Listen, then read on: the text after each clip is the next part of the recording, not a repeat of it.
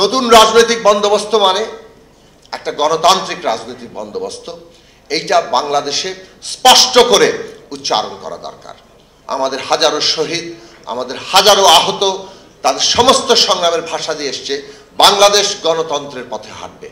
আর কোন রকম কোন মতাদর্শ দিয়েই একটা স্বৈরতান্ত্রিক কিংবা ফ্যাসিবাদী ব্যবস্থায় বাংলাদেশ আর যাবে না। এই জায়গা বটম লাইন পরিষ্কার হওয়া দরকার। দ্বিতীয় বিষয় হচ্ছে, আমরা যখনই একটা বন্দোবস্তের কথা বলছি, আসলে মূলত হচ্ছে ক্ষমতাটা কিভাবে চলবে, ক্ষমতার বন্দোবস্ত কি, এইটাই বাংলাদেশের প্রধান রাজনৈতিক বিষয়। বাংলাদেশে কত বড় জায়গায় যেতে পারে সেই কথা আমাদের দেশে এমনকি ফ্যাসিস্টরাও বলেছে। বাংলাদেশ আর কয়েক বছরের মধ্যে $1 ট্রিলিয়ন অর্থনীতি হবে, এমনকি আরো বহু ট্রিলিয়ন ডলারের অর্থনীতি হবে। কিন্তু এই যে এত বড় একটা দেশ অর্থনীতির দিক থেকে, এত বিরাট জনসংখ্যার দিক থেকে, আয়তনে ছোট হলেও এই দেশ এই রাজনৈতিক ব্যবস্থা দিয়ে আর চলতে পারে কিনা, এইটা ব্যবস্থাটা চালাতে পারে কিনা, ক্ষমতার এই বন্দোবস্ত এত বড় জিনিস ধারণ করতে পারে কিনা, পারে যে না, সেটা ইতিমধ্যে প্রমাণিত।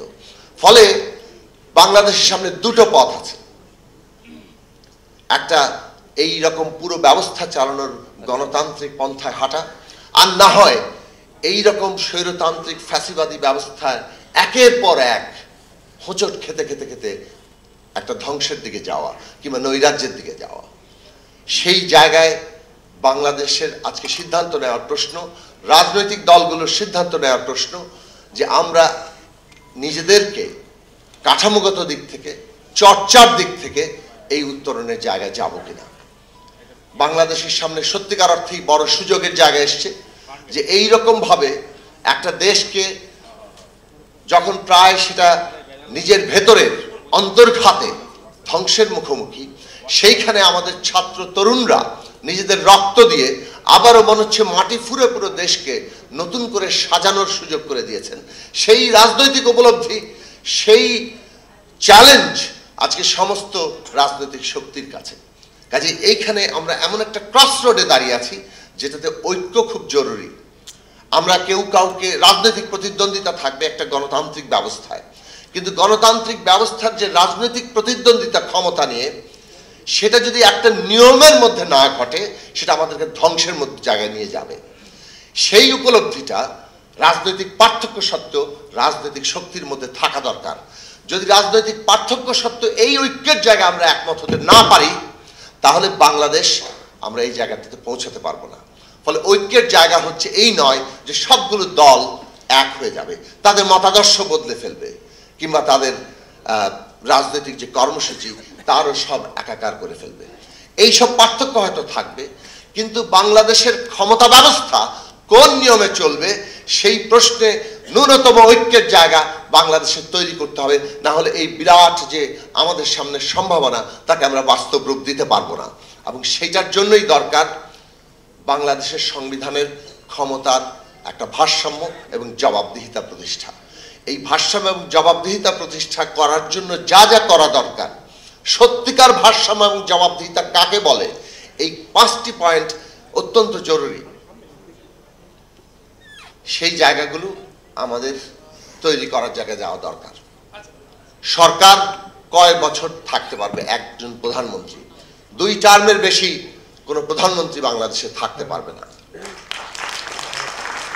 এই প্রশ্ন রাজনৈতিকভাবে উঠেছে, কিন্তু এর যে আরো একটু তর্ক আছে এখনো, কিন্তু সেই তর্ক চলবে, কিন্তু সেই তর্কের ন্যূনতম ঐক্যের জায়গা দরকার। বাংলাদেশের সাংবিধানিক প্রতিষ্ঠানগুলোর নিয়োগ কারা দেবেন, যদি সেটা সরকারের হাতে থাকে তাহলে সেই নিয়োগ অনুগতরাই পাবেন। বাংলাদেশের মতো বিকাশমান গণতান্ত্রিক দেশে এই সাংবিধানিক পদগুলোর নিয়োগ আমাদেরকে এমন একটা কমিশনের হাতে দিতে হবে যেখানে সরকারি দল, বিরোধী দলের বিচার বিভাগের প্রতিনিধিত্ব থাকে। সেটার উপরে নির্ভর করবে বাংলাদেশের সাংবিধানিক প্রতিষ্ঠানগুলো, নির্বাচন কমিশন থেকে শুরু করে দুর্নীতি দমন কমিশন, অ্যাটর্নি জেনারেলের পদ, এই ধরনের গুরুত্বপূর্ণ অডিটর জেনারেলের পদ, এই ধরনের প্রতিষ্ঠানগুলো কিভাবে চলবে। বাংলাদেশের বিচার ব্যবস্থা নির্বাহী বিভাগ থেকে আলাদা হবে কিনা। কেবলমাত্র সংবিধানে একটা লাইন এইটা যথেষ্ট নয় 53 বছরের অভিজ্ঞতায়। ফলে সুনির্দিষ্টভাবে এইবারে এই আলাদাকরণ, পৃথকীকরণ, সেটা আসলে ক্ষমতার পৃথকীকরণ, সেই জায়গাটা নির্দিষ্ট করতে হবে। এবং বাংলাদেশে আমরা যেটা ক্ষমতার ভারসাম্যের ক্ষেত্রে দুই কক্ষ বিশিষ্ট সংসদের ক্ষেত্রে যতটা ঐক্য এসছে, কিন্তু এখনো পর্যন্ত সেই ঐক্য আসলে দুই কক্ষের ক্ষমতার ভারসাম্য কি, উচ্চ কক্ষে কিভাবে নির্বাচনের জায়গা হবে, এই প্রশ্ন নির্দিষ্ট করা এবং সত্যিকার অর্থে সেপারেশনটা ঘটানো, সেইটা হচ্ছে আমাদের চতুর্থ গুরুত্বপূর্ণ কাজ।